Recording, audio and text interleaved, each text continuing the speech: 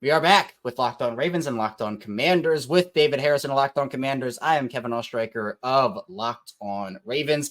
Just a reminder here that this crossover Thursday edition of both Locked On Ravens and Locked On Commanders is brought to you by PrizePicks. Go to prizepicks.com/LockedOnNFL. Use code all lowercase LockedOnNFL to win $50 instantly when you play $5. And be sure to subscribe to both Locked On Ravens and Locked On Commanders on YouTube and follow along wherever you get your favorite podcast. Now, David, there are so many things that have to go right for any NFL team to win a game, especially in a high-powered shootout, which I feel like is the prediction right now. A lot of people are expecting a lot of points and maybe not so much defense in this game.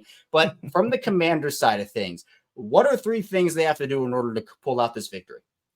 Oh, man, I think first and foremost, you got to play disciplined defensive aggression, right? You want to be aggressive. Joe Witt Jr., Dan Quinn, they want an aggressive defense. So you got to be disciplined in that aggression while you're trying to do that. Sticky coverage, we already kind of talked about it a little bit, but I think 2 times on defense, defensive discipline aggression, sticky coverage, and then on offense, exploit the middle of that Baltimore Ravens defense. Run the ball at least 17, 18 times. Keep them honest. Make sure the Baltimore Ravens understand you might have a really good run defense, but you got to use that thing because that's going to help you exploit the middle of that coverage. And that is where I think the Washington Commanders can make their money the most and help them try to get an upset win. Now, if Humphrey is out, changes things a little bit. Maybe you target the perimeter a little bit more, but still want to use that middle of the defense if you can.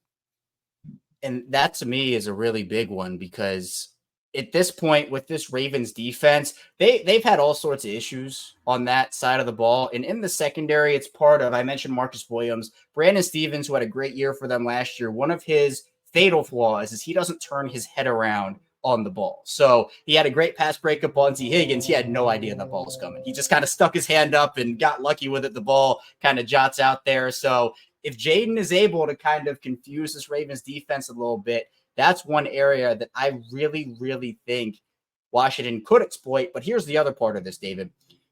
Washington or any other team with a rookie quarterback, second-year quarterback, it's been tough if they've seen this Ravens defense for the first time for them to get momentum. Baltimore, the stat is 15-2, I believe it is, against rookie quarterbacks at home under John Harbaugh. Yeah. So this defense is complex despite whoever it is, Don Martindale, Dean Pease, Mike McDonald, Zach Orr. There's always a level of complexity. So when I'm thinking about the Ravens, I'm like, well, first of all, you got to make Jayden Daniels uncomfortable.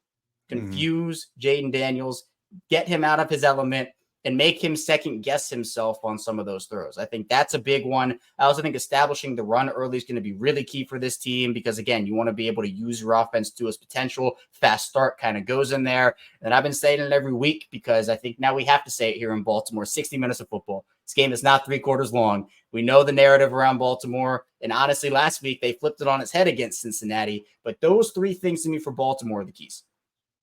Yeah, I think that first one is going to be really challenging, right? And I think that's kind of the trick here is who is going to be the first one to figure out how to make Jayden Daniels uncomfortable, right? Because the thing about trying to make Jayden Daniels second guess himself is he doesn't second guess himself. Like that's just kind of part of his makeup is he believes his eyes. He sees what he sees. If he sees an opening, he goes for it. If he doesn't see an opening, he doesn't go for it and he goes for a different opening, right? He doesn't sit there and try to wait and figure it out. Well, maybe that's going to come open or maybe that's going to do this or maybe that's going to do that. He doesn't play those games. He's very matter of fact about it. And, the analogy that I've used about him, Commanders fans are going to get sick of me using these analogies, but I keep using them on Crossover Thursdays because that's what Ravens fans haven't heard it yet, is if his house was on fire, he would gather all of his collectibles, all the things that he thinks are valuable in his home, and he would just stroll out the front door like nothing was happening because that dude has no panic in him.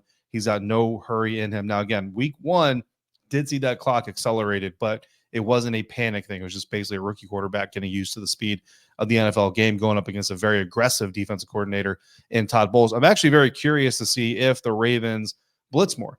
I think it's a little bit of reputation over the years, but I actually expected when I started diving into this matchup that the Ravens were going to be one of the more blitzing teams in the league, but that's actually not the case. They like to bring 4 rushers a lot. They like to mix it up by having 2 down linemen, 3 down linemen, and then bring an extra guy who's standing up from somewhere else or an extra 2 guys from somewhere else. And that's definitely a way to get creative with it. But I'm curious to see if maybe they blitz a little bit more in this game than they have in other games.